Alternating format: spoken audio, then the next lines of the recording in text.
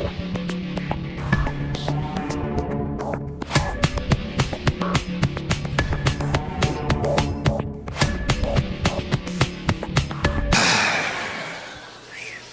love being a comedian. It's the greatest job in the world, really. I love the hour, you know, and the greatest thing about it is I don't have a boss. That's a definite plus in a lifestyle, man. You know, every job I ever had with bosses, I was always harassed. Hicks, how come you're not working? I go, there's nothing to do. Well, you pretend like you're working. Well, why don't you pretend I'm working?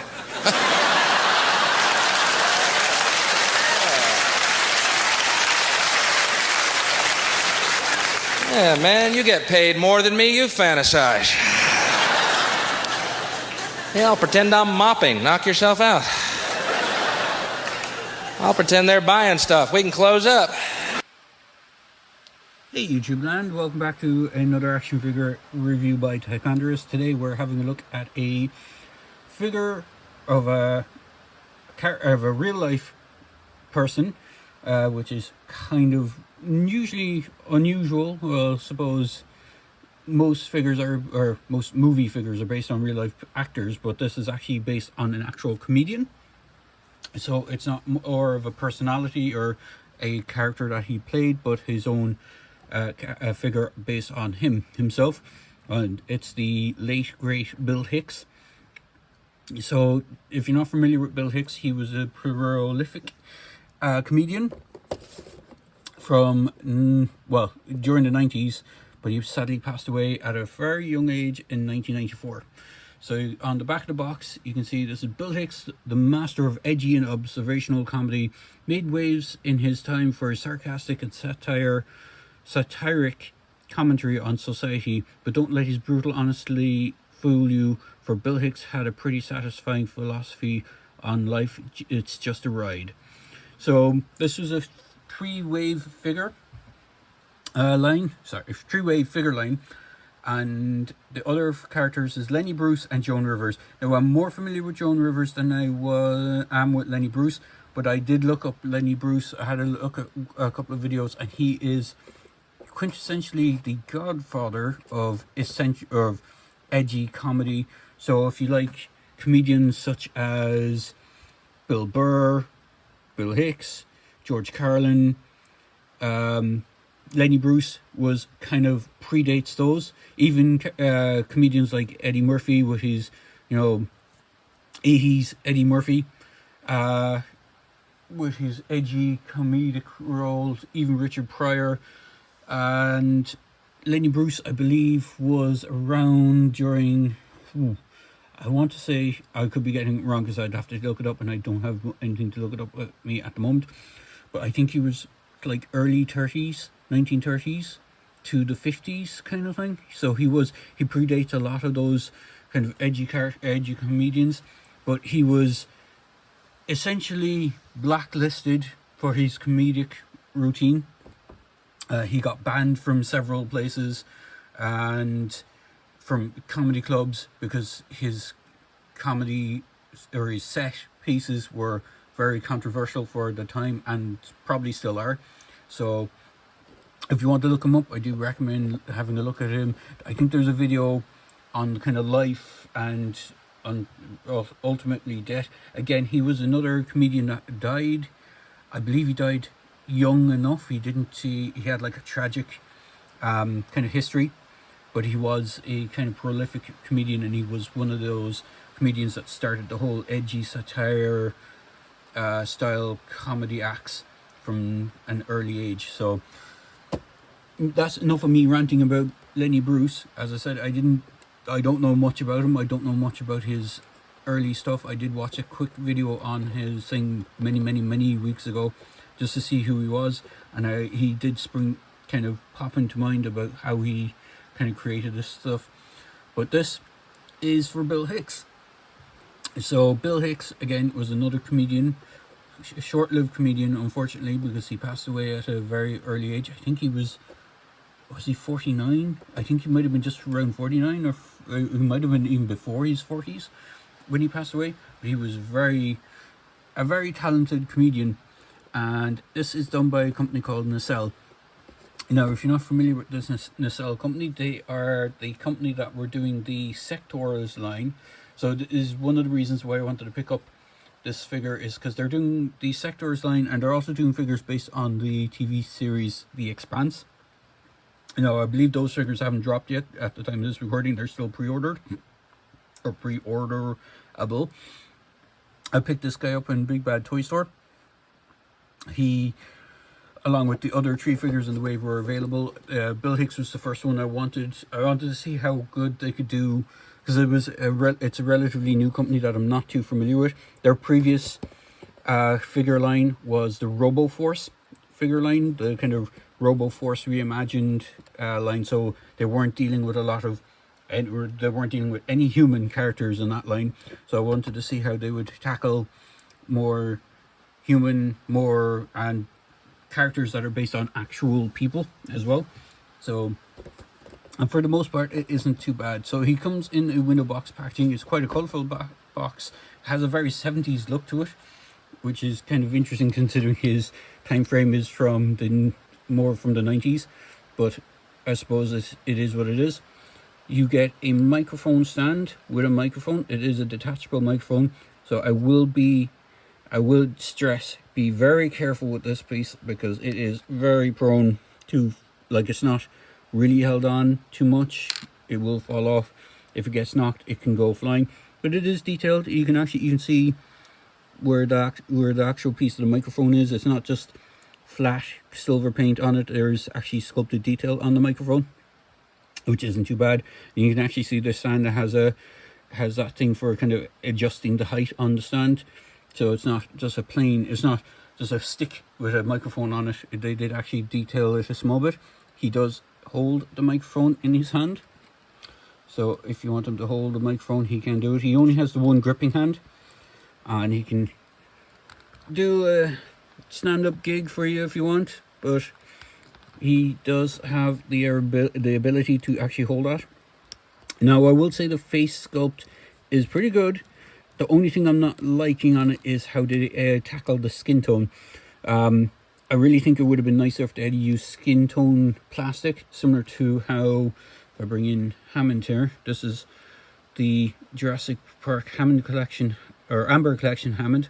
You can see the skin tone is actually more natural looking. It's because the plastic is actual skin tone plastic with washes on it to give it the more alive look, whereas this is actually painted. All the skin is painted onto the face, so it kind of blurs the detailing, I'd say, of the sculpt a bit. Now, I'm not sure exactly how the figure is cast. I believe it is cast in this brown plastic, so that's why the hair, even though the hair looks painted as well, but I think if you were to scrape off the paint on this, you would have this kind of brownish, kind of chocolatey style brown plastic that they used for the suit. So he does have articulation. One other accessory I will note, now it's not a separate piece, but when they did show the prototype figure images for him, it was intended to be a separate piece, but he does have a cigarette in his hand. Now, Bill Hicks was an avid smoker, and it is, depending on which way you want to believe it, it is the one thing that he passed away from. He actually died, if I remember correctly, from lung cancer. But he was a fairly, I wouldn't say passive smoker. He was quite a chain smoker, I believe. He even said it himself, that, you know, in part of his comedy routine was about cigarettes and smoking. So, but it was a tragedy that he did pass away at such a young age. And actually, I'm not sure if it was throat cancer or lung cancer, but it was one of those two that he passed away from, I believe. But the figure is actually nicely detailed. So let's bring in the tape measure first, just so I can show how tall he is. So these are intended to be 6-inch scale figures, so they should scale up pretty nicely with your Marvel Legends, your Star Wars Black Series if you want to, Marvel Legends, G.I. Joe Classified, the old Amber Collection figures, although the scale on those are a bit all over the place. But he is articulate enough. His arms can go up that much. You can rotate around. He has a bicep swivel. He has a double jointed elbow. He has a wrist swivel. Now he doesn't have any hinge on the wrist, it's just a swivel. His head is on a sort of ball joint, but you get more just you don't get much in the way of tilt or up and down. It's just more of a 360 on it. So if you want to recreate the Exorcist, you can. Is that he has that one gripping hand. He doesn't have any alternate hands for, like, you know, trigger fingers or anything like that, because he's not exactly supposed to be an action man or anything like that. He does have a waist swivel. Now I will say, the way they did the waistcoat on his jacket is it's a very stiff plastic compared to other figures of the line of kind of similar nature. Again, if I bring in Hammond, his waistcoat is actually a gummy piece that sits over the whole body buck, whereas this is actually sculpted to the figure itself. But he can kick forward. It is going to hinder his splits ability. If he didn't have this in the way, he'd probably do full splits. He can kick back a small bit. As I said, he can kick forward. You can just about get him into a seated position. He has double jointed knees. He has a thigh swivel. He does have rocker ankles and a hinge, or is it just a hinge? He does have swivel and a hinge on his feet. There is no peg holes, so unfortunately you won't be able to get him to stand next to anything, or stand on a figure stand if you have one. But he does stand quite nicely. He's dressed in fairly plain clothing. He has a orange, I'm not sure if it's coming across, but it's more orange than red shirt on with that brown suit, and then he just has what are they called, dress shoes, or kind of like just suit pants shoes, or whatever you want to call them. They're fairly plain and black, and he doesn't have any real other accessories than that. So for size comparison, as I said, I'll bring in the previously shown Hammond. So he does stand nicely enough with Hammond, and we'll try and grab someone else that's suited and booted. Here is the Cesar Romero Joker from the 66 Batman line. And as I said, I did mention Star Wars. So if you want to see him next to a Star Wars Black Series figure, here he is next to Cassian Andor in his Imperial disguise. So probably would have made sense if I had my Bill Burr figure from Star Wars, because it would have made a more interesting take on two comedians being beside each other. But all in all, he is a pretty good figure. So I do like this line so far. As I said, I only have the one figure. I do like it. My main gripe is the skin tone on how they tackled it. Like, even with Andor here, you can see the skin tone is a skin toned plastic that it is cast out of, and then there's kind of a wash on it just to give it a kind of more depth to the actual face. Whereas obviously Cesar Romero's Joker has white paint on his face, so it is painted on.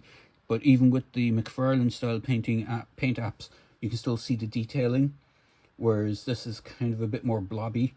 So, and the eyes don't quite look as lifelike. If I just bring in, like,